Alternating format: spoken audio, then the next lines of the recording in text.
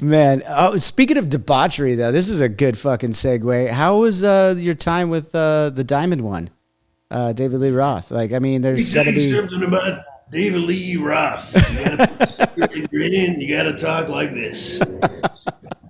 Uh, I've Dave never had the pleasure of meeting him. I recently went out and met Sammy Hagar in Vegas. We was doing the launch for yeah, his new rum seltzer water that he's doing, or rum seltzer. yeah.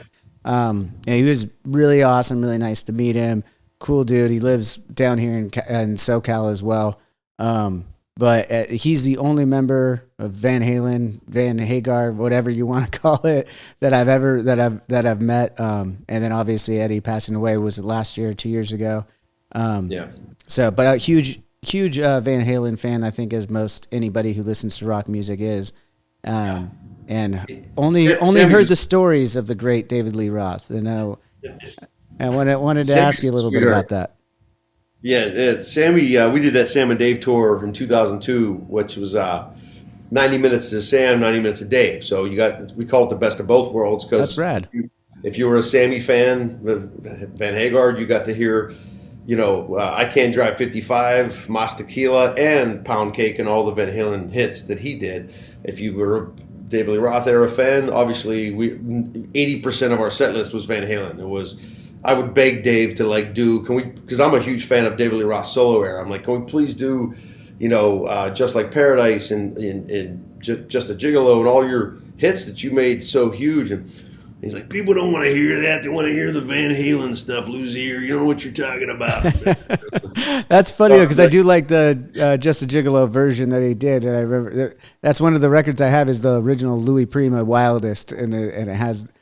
I'm partial to the original, but David Lee Roth did a great cover of that, and an even better music video that everyone should go back and watch. You're on YouTube right now anyway. Just go back and fucking watch it. All of them. The California Girls video is one of my favorite. So good, yes. I mean, it's like one thing about Diamond Dave, I don't think there would be another one of him. I mean, I'm fans of many frontmen out there. There's so many people, but as far as as charismatic, pushing boundaries, being just that, taking a microphone and not one seat in the venue, he didn't have them in the palm of his hands. You know what I mean? It's like, and when I was with him, it was everything from arenas to clubs to a casino. I mean, we did it all. Wow. Because, as you know, he went through being ginormous and he never faltered as far as status wise, but as you know, times change, music changes, people want to go. There's, of course, the diehards want to see Dave, but we would do arenas, but we did them with Bad Company, or we did them with another, a bigger act that we could pack seats and stuff like that. But man, there's no one on the planet like him, as far as being that eccentric and just having that formula, just that thing, I mean, we did this video. If you get bored one day, go online on YouTube and type in David Lee Roth's No Holds Barbecue, and wow, my friends that smoke weed. No Holds Barbecue? Yes, No Holds Barbecue. So he spent about $1 million, I'm not exaggerating, at his house in Pasadena, and he hired Playboy Playmates. I mean, there were 7 Playmates on the set every single day. Wait, you telling me the Diamond One had to hire these Playmates? He didn't just go down the strip?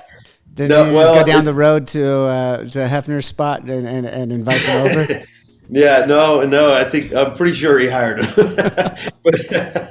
but and then as little people I mean, he's a bizarre guy. He's out there. So he had a 52-person staff at his house, building things.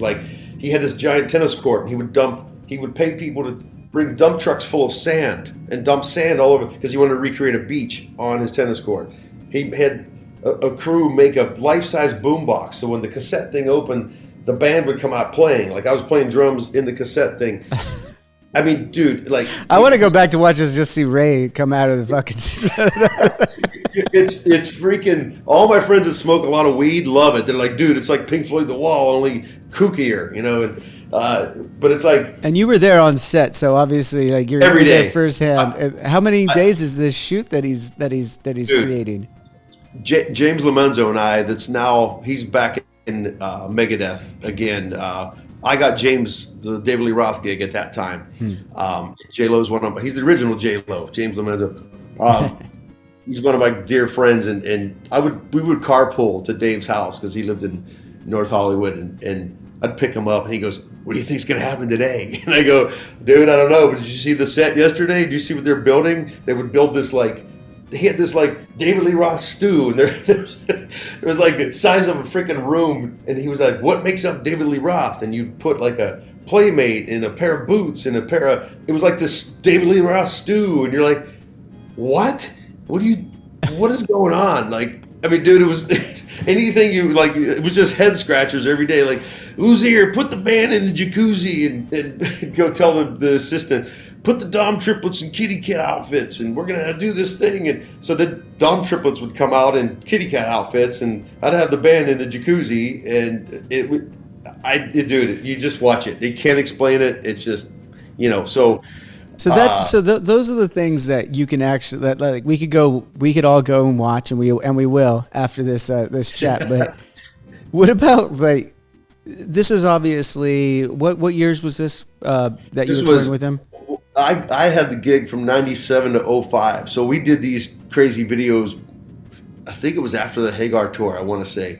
Okay. Because I had my friend Toshi, this Japanese guitar player, because he goes, Luzier, who do you know that can play jazz, Latin, funk, reggae, rock, everything? And I go, well, do you care if he's Japanese? He goes, I don't care if he's purple, if he's a good guitar player. And so I got my friend Toshi involved, and so it had to be after the 2002 thing. So it's got to be a couple years before I quit. But okay, you quit the gig. So okay, this is what I'm trying to paint the picture. 97 to 05. This isn't the 80s anymore, but this is still the Diamond one. So Yeah. what's the?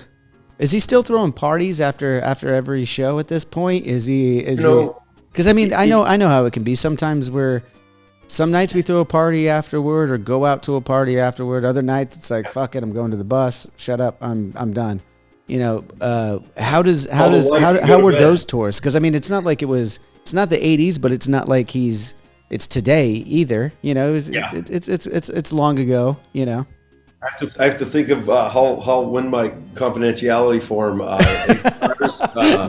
He didn't make you sign one of those, did he? Oh yeah. It was I mean, it wasn't bad. I'm not talking like I'm not. Yeah. He had a thing called Club Dave, and he's had Billy Sheen's a good friend of mine, and I've known Bissonette for many years and Vine, and it was way worse. I mean, that was party, dude. I mean, that was like stupid. Yeah, you're talking back in the I'm day. talking 86 to whatever days, because Billy would tell me stories, and I'm like, wow, like the gig was just a really small part of the day of the part. You know what I mean? Like I can only imagine. Well, I mean, in all honesty, mathematically, it is only one part of the day, right? You only got an hour or two set, and there's 24 hours in the day that you could just get fucking wowed. Especially when we're talking about the 80s, before social media, before I mean, there's. Yeah. Cocaine. It's funny the list goes on of what the fuck was going on then. Yeah. And it's funny because my band now, it's like it's all about our, we FaceTime our wives and our kids, and it's about the gig only. And we usually go to it's kind of boring these days, but we're also still out here doing it, and we're alive and well and healthy. So right. Yeah. you got to look at that side too, Absolutely. But Dave, like, he had a thing called Club Dave, and it started when I got the gig, and I was like, oh, I heard about this. This is going to be cool, right? And there was no guys allowed in Club Dave. So if you came with a boyfriend, your dude would wait outside and Well, real quick to clarify, the band was still allowed, or were you guys not even allowed? Oh yeah. Okay. I just want to make sure you say no guys, like no guys, period, or like if you're part of the crew, you're okay, but like you're not invited in with okay. Yeah. I just wanted to clarify that. Right. And it wasn't like this horrid thing. It was just they had a sound system in there. There was open bar. It was Club Dave. There was lights spinning. You could dance. You could do whatever you wanted. So that didn't last too long. But Dave. I mean, let's face it. No one's getting younger. So as the years go by, it was more about the music and stuff. And he the image he portrayed was of that. Like, I'm still this 1983 thing, and we go nuts every day. I remember him yelling at me one day because I told some friends of mine. He overheard me because the friends are going, "Hey, where are you guys going?" I forget what city we were in, and I says, "Oh man, we're so burnt. We're probably gonna hit the hotel and go to bed." And he goes, "Luzier, don't tell them you're going to bed. You tell them they're going to the biggest party they're not invited to." And I was like,